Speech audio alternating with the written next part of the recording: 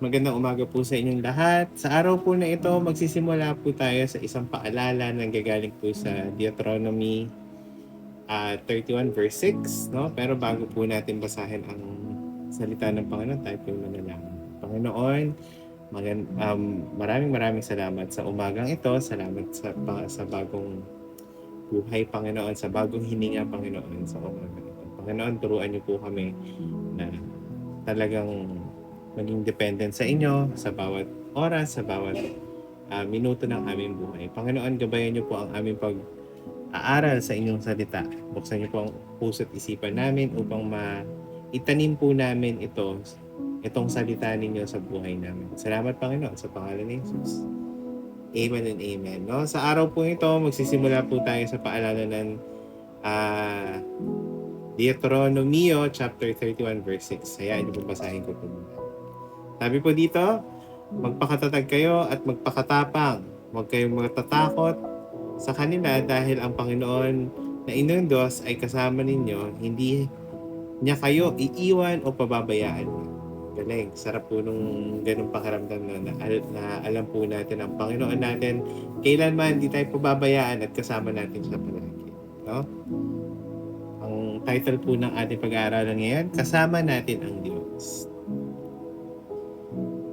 Madalas sa ating pagharap sa araw-araw na hamon, nakakaramdam tayo ng kaba at takot, no?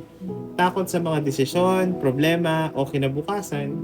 Pero sinasabi po ng Deuteronomio chapter 31 verse 6, ngayon na hindi tayo nag-iisa, ang Diyos ay kasama natin at walang dahilan upang matakot dahil pinangako niya sa atin na hindi niya tayo iiwan o pababayaan.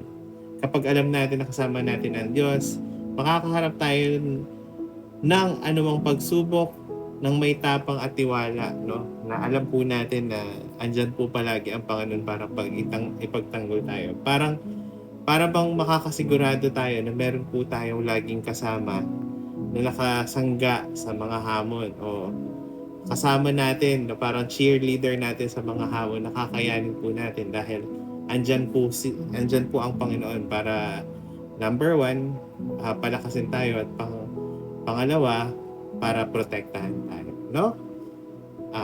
Mga tanong po na pwede tayo mag-reflect ngayong araw na to. May mga bagay bang meron ka bang mga bagay na kinakatakutan ngayon, no? Pangalawa, paano mo maisa sa puso ang katotohanan na kasama natin ang Diyos? No? Paano po natin maisa sa puso or itatanim sa puso natin na kasama natin ang Panginoon Diyos, na hindi niya tayo pababayaan kailanman. Kaya kailangan po natin magpakatatag. No?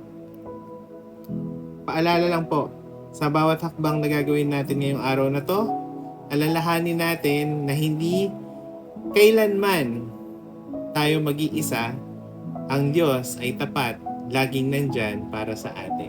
No? Salamat sa salita ng Panginoon. Tayo po'y manalangin, no? Panginoon, maraming salamat sa kasiguraduhan na ibinibigay niyo sa amin araw-araw. Salamat sa iyong mga pangako na hindi ninyo kami iiwan o pababayaan. Bigyan niyo po kami ng tapang na harapin ang araw na ito at ng magtiwala sa inyo, Panginoon.